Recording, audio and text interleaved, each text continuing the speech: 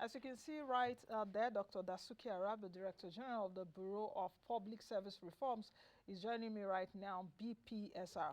Good morning to you, DJ, and thank you for joining me on the show today. Thank you very much, Nancy, for having us. We're glad to be with you this morning. Thank you very much for coming. Thank you. Let's get started. Everyone seems to agree that Nigeria's cost of governance is high. For many years now, in fact, if you ask any political or any commentator, like, okay, our cost of governance is high. Nigerians pay a lot of taxes to get you and your colleagues running. But my question is, how did we even get here in the first place? How did we get here? Oh, thank you very much. I don't know why people talk about cost of governance. Cost of governance reflects on two or three things. One is personal cost. The second one is overhead for running ministries, departments, and agencies of government. These are expenditure heads that usually remain same, unless where we have serious issues that bring them down. Similar to what happened in Rwanda, where they lost a greater percentage of people on the payroll. I think what is causing the cry is because the cake on the table is getting smaller and lower. What are the reasons for noticing increasing cost of governance? Because government doesn't have enough money to spend. It doesn't have enough money to manage the structure of governance that it has. Another reason for that is inflation. Now, where your earning is low and your spendings are high, then people tend to cry about the need for you to reduce the amount you spend in running either your business, your family, yourself, or the country as a president. DG, do you think that's a fair assessment? That because the pie is not as big, then we are all complaining? How would you put it that the cost of running government or the cost of even, feeding and doing everything, allowances to government officials are even higher? Now, when you look at that, the size of the public service over time from the rationalization exercise of the Obasanjo government, 2006 to 2007, quite a number of officers were right size. And you can see that on the payroll of federal government, civil servants are between 75, 80, 90,000 only. Public servants, when you put everybody together, were about 1.6, 1.7 million put together. That's about 1.7 million public and civil servants yes, in Nigeria. Yes, about that. So people are getting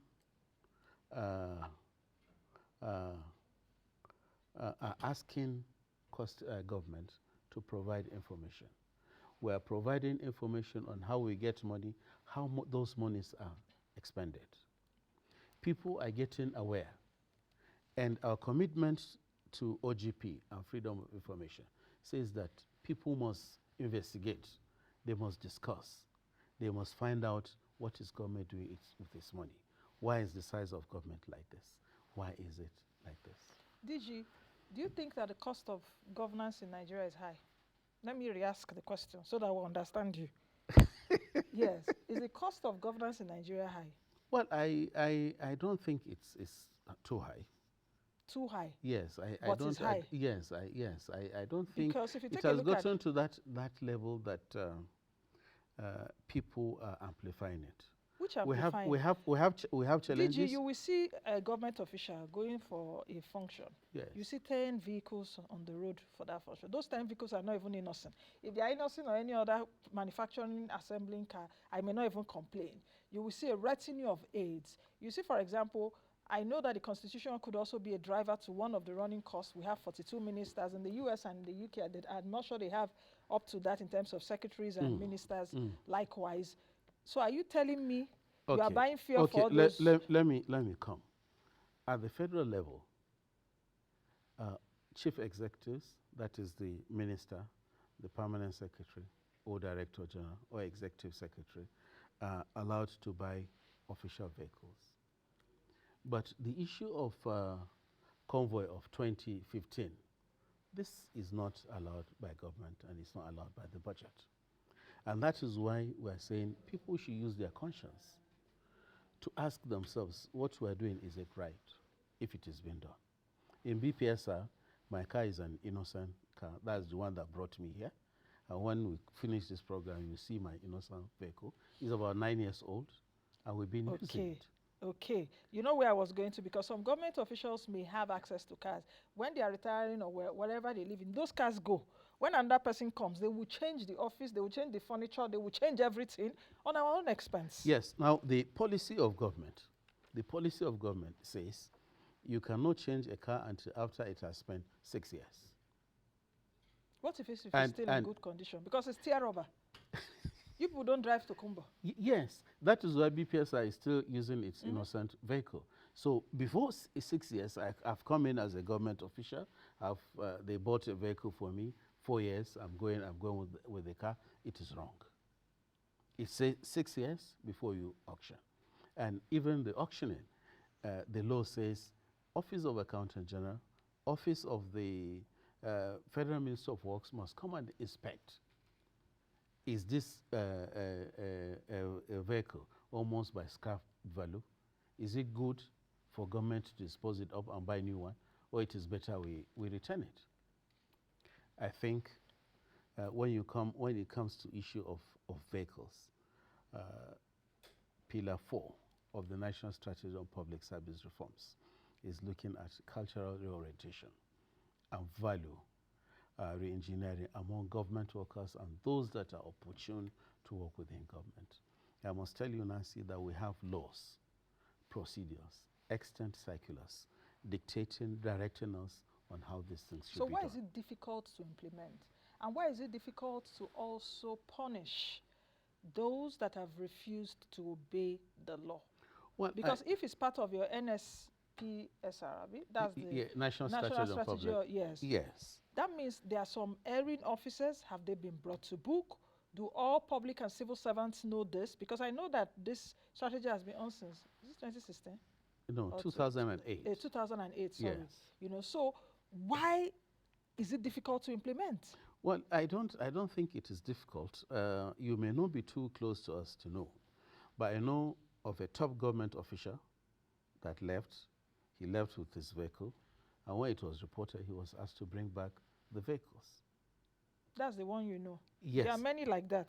Well, we're trying as much as we can to make sure that whoever is living hands over with not only his files, the assets and liabilities of the organization.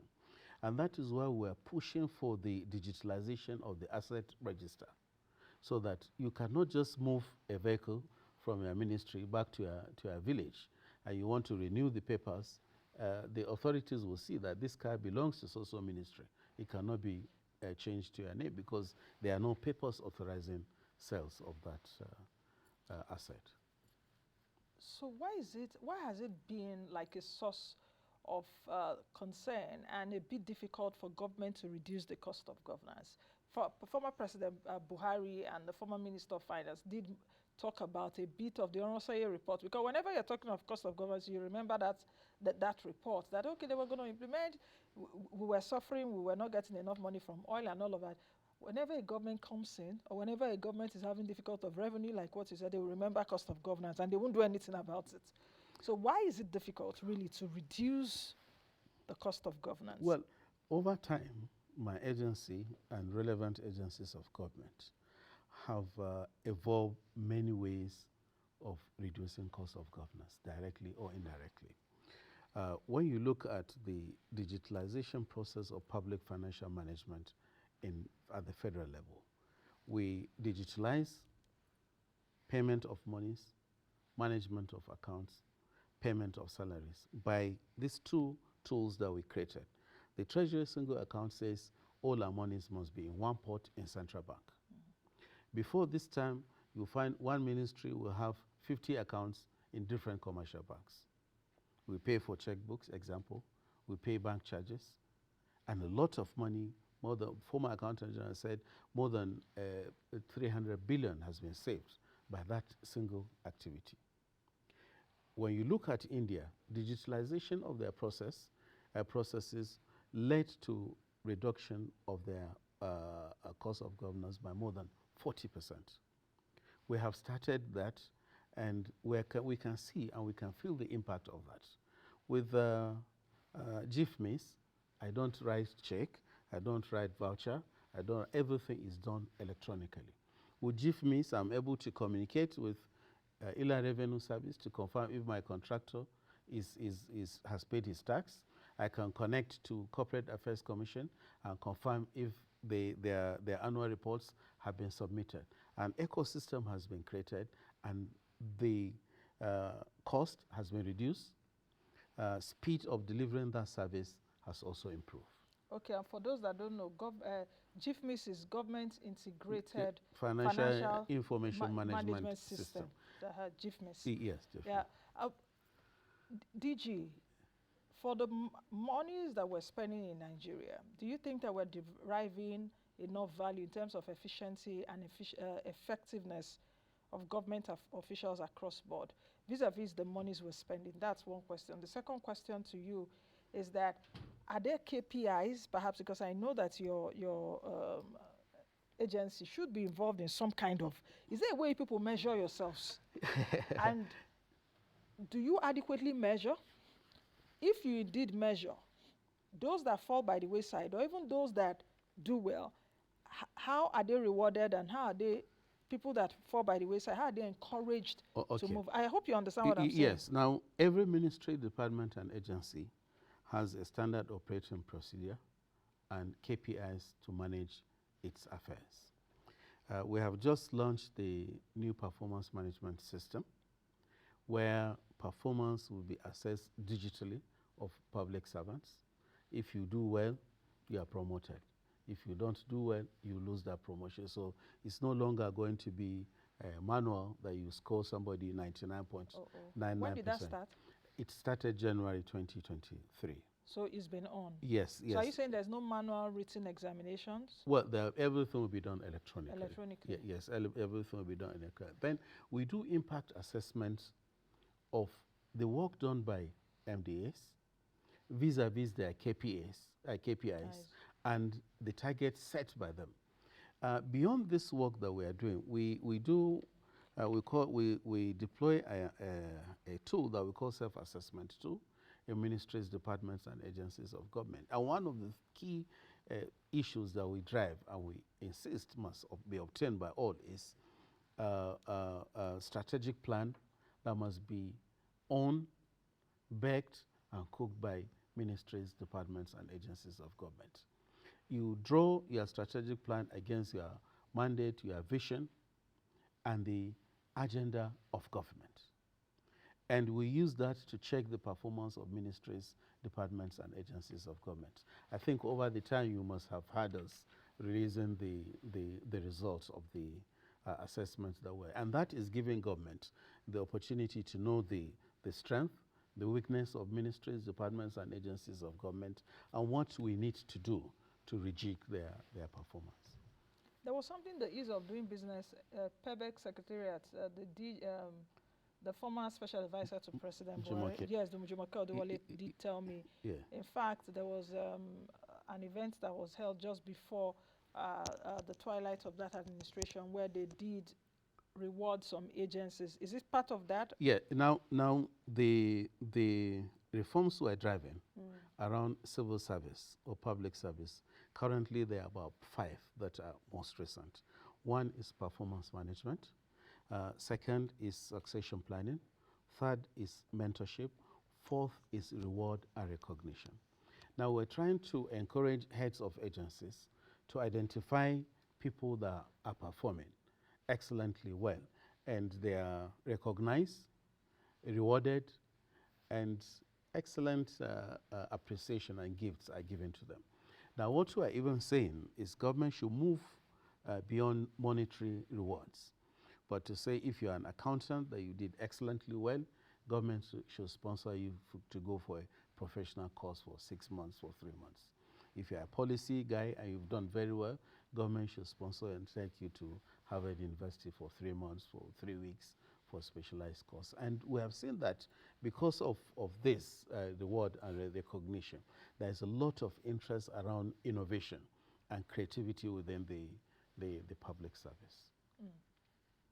What challenges have you had since being the DG of BPSR in terms of reforms coordination across other agencies and even your peers? There's also Servicom, Yes. as it were, you know. Yes. Now, the most difficult thing you drive is change. And at every point you want to drive change, there is resistance in certain quarters. But we have developed this thick skin to resist those resistance and rejection of change. And the reforms that we're driving are just giving you no alternative. You either do them or you fall by the side. Example, we introduce IPPIS for payment of your salaries. You either join or you don't get paid. We introduce GIFMIS. You either use it to pay your contractors and whoever you are paying, or you don't do anything. We introduce Treasury Single Account. You either join and pay your monies there, or you cannot even operate because you can't take government money to a commercial bank. So some of these things are just coming naturally that you cannot just resist them. But we have seen when we started around 2004, 2006, serious rejection, which part of it we are still seeing. But we are trying to convince them that the world has moved. Nigeria must move if we want to remain as a strong nation. Otherwise, we'll fall by the way. And that is why we're driving a cultural orientation within the public service to tell people that you cannot reject these changes, accept them, localize them, eat them, buy them, and be an advocate of that change, because these are the things that we see in other public services in the world. Okay, use the next 2 minutes or so, because I'm looking at our time, to talk about the National Strategy of Public Service Reforms, which is the NSPSR. Okay, National Strategy and the pillars, because I know you have yes, pillars we have, it. you know, you can't, this beautiful building was designed by somebody, so the architects work, building designers did. So the same thing we have the National Strategy on Public Service Reforms. I will always say that reforms are living things. They have DNAs that change over time. So NSPSR started in 2008, and we review that book every 3 years to capture new things that we need to do around reforms. It has 4 pillars. Pillar 1 is looking at institutional and governance environment. How do we fight corruption? How do we bring all agencies of government together to fight corruption? So that pillar is driven by the Secretary to the Government of the Federation. And all anti-corruption agencies, the civil society, are working with him around that. Pillar 2 is looking at development of national development plans. It is against this that we supported the ERGP that ended, and the current national development plans. And we're really... The Agenda 2050 yes, is part of that? Yes. Okay. Now, when you go to the internet, try to get information on nations. You find out you get little or none about Nigeria. With development plans and strategies like this, we'll be able to gauge our performance and provide statistics and information on the performance of the nation. Sector-wise, we say public service, what have we done over there? Pillar 3 is looking at public financial management. This is the most successful of all the pillars, because we have achieved what we plan to achieve 100%, which is digitalization of public financial management, reducing man-to-man contact and managing resources of government, fighting corruption, improving transparency, giving people like you and civil society to have access to data and information. But it seems that even with this, DG, corruption seems to be up. Nigeria's ranking at in the Corruption Index, Transparency International, I think 2022, 150 out of 180. But it's still high. So with all of this, which you said should curb corruption, yet the corruption is high, yet there's also corruption in even public procurement process anyhow, over inflation of contracts and all of that. We cannot reject this opinion of yours. But if you look at corruption It's not index, even opinion of mine, did you? okay. You have even a report Okay. on some agencies of government that if are you most look, corrupt. If you look at us 25 years ago and today, if you want to be fair to Nigeria, you will say we have reduced corruption. Let me give you an example. You cannot, monies will be appropriated to your agency. You cannot just sit down with your pen and paper and award contract of 100 billion naira because you're a minister or you're a permanent secretary or director general. You must pass through the procurement process. And procurement process involves multiple agencies of government. I will not dispute the fact that we still have challenges of corruption, but I want the ranking agencies to give Nigeria this benefit that we have started, we are moving, and we're hoping we'll be where we are. Now, we are trying as much as we can with our innovation to make sure that we prevent corruption from happening before it happens. Now, under GIFMIS, Government Integrated Financial Information Management System, as an agency is spending money, another agency is going through and is seeing what you are doing. At a certain level, somebody must override the transaction you are doing. Okay. But you know, it's like when you build a house, brand new, no challenges. After 2 years, the roof will be leaking, there will be problems, there will be challenges. But, and I want to tell you, Nancy, that hardly will a month, two pass, without us receiving guests from other countries coming to understudy what we have done and what we are doing. Okay. So my take here is with digitalization and reforms of the public service, I'm confident that cost of governance will come down. Okay, DG, we'll have this conversation another time, and let's see perhaps after the ministers have been sworn in, you know, and all of that. But thank you very much for coming. And thank you very much for giving me this book. Thank you, thank you. This is one of the products of the M&E that we do. It gives you an idea of all the reforms that have taken place. Thank you. Thank you very much. Thank you. Thank you. Thank you very much. All right, I've been speaking with Dr. Dasuki Arabi, who is the Director General of Bureau of Public Service Reforms, BPSR, and we've been talking about issues around reforms as well as the reduction of the cost of governance in Nigeria. That's the much we can take on today's edition of the program. Thank you all for joining us. Be the best you can be and be the change that you want to see. I am Nancy Naji.